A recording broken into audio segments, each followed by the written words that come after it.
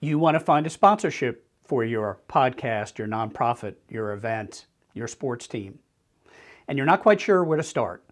Well, my name is Ken Unger. I'm a sponsorship coach at Charge, and we're going to start from the beginning of the sponsorship process and walk through all the way to the point where you have the sponsor that you deserve. Let's get ready to sell sponsorship. First thing you need to do is to understand your audience. Your audience are those attendees, members of your nonprofit, donors, contributors, people who are fans of a sports team. It's the people that you speak to directly. Audience is important to start with because sponsors look for their potential customers in your audience. You need to describe your audience in pretty specific detail. The way that we often describe audiences are their demographics, so their age, their race, their residence, their household income, their gender. All those things that describe your audience as potential customers of a sponsor. You'll also describe their psychographics. That is, what hobbies do they do? What do they value? And to the extent that you have the information, you'll describe the buying habits of your audience. This is important because if you can demonstrate that your audience will buy the products of your sponsor will be eager to engage in a partnership with you. Sometimes people selling sponsorship are so new or so early in the process that they don't have a very big audience.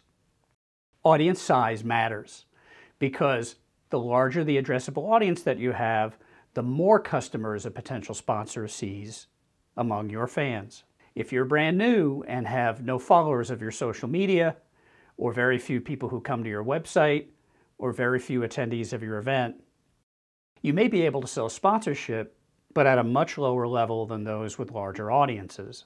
The second part of getting ready is understanding if you're sponsorship ready. Sponsorship readiness is essentially, is your digital platform ready for prime time? First thing a sponsor will do when they get a proposal from you is they will go to your website, to your Instagram feed, to your Facebook page. Is your digital platform up to date? Great photos? A reflection of you and your brand? Because it'll take all of a few seconds for a sponsor to conclude that you're not the right partner when they check you out. If you understand your audience and you're sponsorship ready, you move on to the next step. Now you're going to do research about what prospects would be a great sponsor. Now there are two different kinds of sponsor prospects. There's endemic sponsors and non-endemic sponsors. Endemic sponsors are those sponsors that are related to the activity that you're engaged in. Think of it this way. If you're a photographer, endemic sponsors would be camera manufacturers, photo equipment manufacturers, things related to the photography industry. In the same way, if you are an auto racing team, endemic sponsors would be the manufacturers of tires, motor oil, engines, things that are related to putting a race car on the racetrack. The other category of sponsor is non-endemic sponsor. Those are sponsors that are attracted to your audience regardless of what you do. That is, they see their potential customers in your audience. You're going to look for sponsors in both categories, but here's why the difference between the two is important. The field is very competitive for endemic sponsors. Think again, if you're a photographer, every photographer is going to the same manufacturer of cameras for sponsorship. Those camera makers are flooded with sponsorship proposals. So you'll need to be on your A game in terms of the quality of the proposal that you give to that particular endemic prospect. Non-endemic sponsors is any company that sees your audience as potential customers. It's less competitive than searching for an endemic sponsor and enables you to have more creativity in providing value to that particular sponsor. When you're doing your research, usually on Google, Bing, or any search engine, you're looking for a sponsor, number one, that connects with your audience. And number two, you're trying to understand through your research what are the sponsor's goals. Usually, if a sponsor is introducing a new product, is new to your region, is a startup, they need a lot of marketing attention. And your sponsorship may be just the thing set themselves apart from more established competitors. But you need to find out as much as you can about that prospect about why they need your sponsorship. If you're sending a sponsorship deck to a sponsor and you have no idea how they can use their sponsorship, and that sponsor probably has no idea how they can use you. So you're unlikely to make a match in that particular circumstance. Once you've created a list of prospective sponsors, I usually go to LinkedIn and find the right person at that company who either has sponsorship, partnership, or marketing in their title. So for example, director of sponsorship, or partnership manager, or corporate partnership manager. And if a company doesn't have those particular people with titles, then you're going to the marketing department.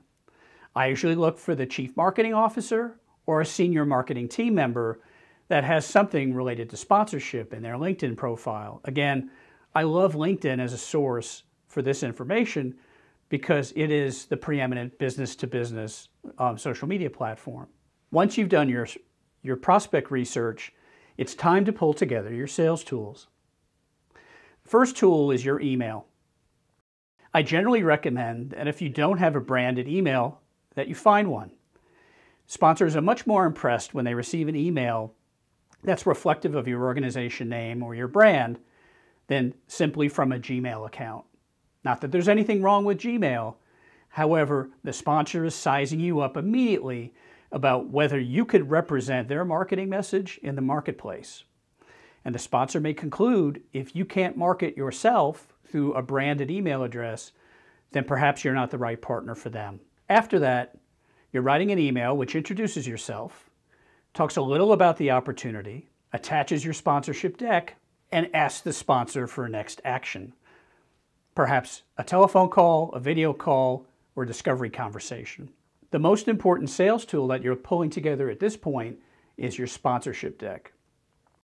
Your sponsorship deck is your introduction to your sponsorship opportunity that kicks the door open with the prospect for a discovery conversation. Your goal at this point is not to sell the sponsorship. That rarely, if ever, happens with the first contact. What you're trying to do is to spark interest on the prospect's part that they want to have a conversation to learn more about the sponsorship. We have a sponsorship deck template that you can download. If you look in the video description, you'll find the link. But sponsorship decks basically have 6 major sections. The About Us section, where you're describing who you are and what you stand for. In this, you're describing a little about yourself, your event, potentially your attendance, your history, but you want the sponsor at this point to see themselves in your About Us description. The sponsor has already started you sizing up, and there's a pretty shocking statistic. Most sponsor prospects will only spend about 8 seconds is relevant to them or not. If it's not relevant, they'll hit the delete button and move on with their inbox. So your job at this point is to be as compelling as possible in your About Us section, describing yourself to the potential sponsor. The next section of a sponsorship deck is audience. We talked a little about audience a few minutes ago. In the audience section of your deck, you're laying out the demographics, the psychographics, buying habits, as much as you know about the audience to make it tantalizing to the prospect, to have them see their customers in your audience. It doesn't matter how many pages it is on your sponsorship deck, because this is the most important section. I often say the 3 most important things to sponsorship are audience, audience, and audience. So this section has to nail it in terms of how you describe your attendees, your fans, your members, your donors to a potential sponsor. Next, you're summarizing your marketing capability. In this section, you're describing how you go to market and talk to your audience.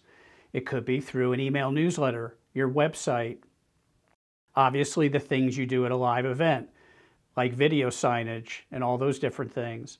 But it's basically describing how you market to your audience.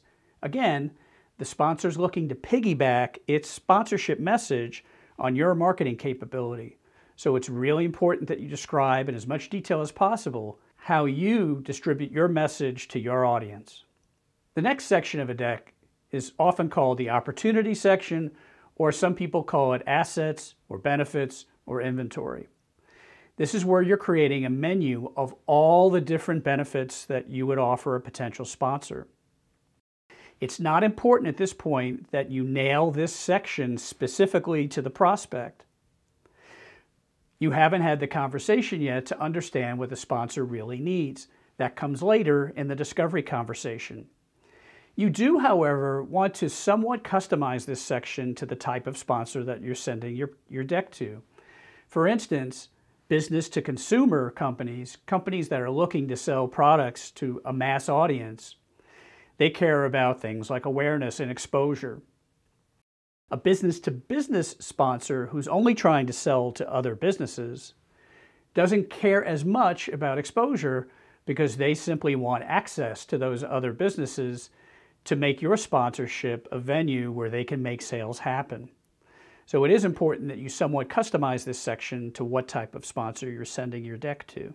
The next section, called the Activation Ideas section, is where you're showing the sponsor prospect with some ideas that you have about how they would bring the sponsorship to life. An idea about a unique product display, an idea about a social media campaign, other things that are specific to that type of sponsor that you're sending to that will help them visualize how they're going to put this sponsorship to action. Finally, the last section is usually called Thank You. Sets out your contact information and suggests next step for continuing the conversation through discovery. I'm often asked what format is best for a sponsorship deck. It is great if you have your deck professionally designed, but you don't need to. And in fact, sometimes professional design can get in the way. Specifically, you are going to customize the deck to each and every prospect that you're sending the deck to with the types of information that we just talked about a few minutes ago. If you have something that is professionally designed, you have to go back to the designer every time to make that kind of change, and that could be quite expensive. Generally, I like something like Microsoft PowerPoint or Apple Keynote to be able to change that sponsorship deck to customize it to your sponsor prospect very easily. The next stage is the discovery conversation. In the discovery conversation, you're having just that, a very informal conversation with a sponsor prospect. However, you want to do most of the listening and not so much of the talking. In this conversation, you want to find out the pain of the sponsor prospect. What's keeping them up at night? What is their marketing challenge? What is their goal? What are their goals as a business? You want to find as much of this as possible during the prospect research that we talked about earlier. However, if you can't find what their goals are, their challenges, you can ask. But having that research be as thorough as possible really tells that sponsor that you're prepared for this conversation and you care a lot about being a partner of this particular sponsor. Once you've delved deep into what the marketing pain of the prospect is, at that point, you could describe yourself. In describing yourself, address the marketing pain that you just heard. Talk about how your particular sponsorship opportunity addresses the pain that they just laid out. The more tight the fit between your sponsorship and the challenge that they have, the more they need your sponsorship and are willing to engage in a partnership with you. So it's important to be a good listener, but it's also important to mesh a description of yourself with the challenge that they have. If you're lucky enough to get by this phase and the sponsor prospect says, "Send me a proposal," now it's time for the sponsorship proposal. The sponsorship proposal is essentially the same as your sponsorship deck, with a couple of exceptions. In your sponsorship deck, you may have noted that I did not say that you include a price for your sponsorship. The sponsorship deck is not the place for you to lay out a price, because at that point, you don't know what the sponsor needs, what their challenges are, what benefits you provide to address that challenge. You simply don't know at that point, so it's too early to give them a price. However, once you've had that discovery conversation and the sponsor prospect has addressed what's in your sponsorship deck and the opportunity that you've laid out, now it's time for the money. And in that, you describe the cost or the investment of the sponsorship opportunity that you're presenting to the sponsor. In the sponsorship proposal, you are also talking about timing. Is this a one-event opportunity? Is this a one-year relationship or multi-year relationship? You're describing all those things. You're also describing, is this an exclusive opportunity? That is, exclusivity is your promise to not sell a sponsorship to a competitor of your sponsor prospect. So it's important to address these things in your sponsorship proposal. Many people at this point also put a signature line so that the sponsor could actually sign it as if it were an agreement, so that you've memorialized what is the agreement between you two. However, if you want to go in more detail, if the sponsor prospect has agreed to your proposal, some people, in the case of more expensive sponsorships, will draft a formal sponsorship agreement. If you have any questions about whether to use a signed proposal or a sponsorship agreement, ask your attorney to give you the rundown on the difference in how you could be best protected. Some sponsorships are very high dollar and very expensive for you to implement. So it is important, no matter what you do, that you protect yourself, even from a sponsor that you've had a great conversation with up to this point. Now, after the agreement comes the fun part of the sponsorship. You're delivering the benefits that you've promised to the sponsor, and the sponsor is having a great experience being your partner. If, for example, your sponsorship is an event, you then immediately after the event or shortly after that provide what's called a fulfillment report. A fulfillment report is the last step of the first phase of your sponsorship relationship. A fulfillment report, in short, is whether you have fulfilled your promise to the sponsor. It details what you gave them, how it looked, the impact of it, the return on investment if you can do that, your event statistics, all those things that a sponsor will need to evaluate to determine, did they make a good investment? And when I said it's the end of the first phase, it's often a great fulfillment report is the first step in renewing your sponsor. And I often say the easiest sponsor to find is the one you already have.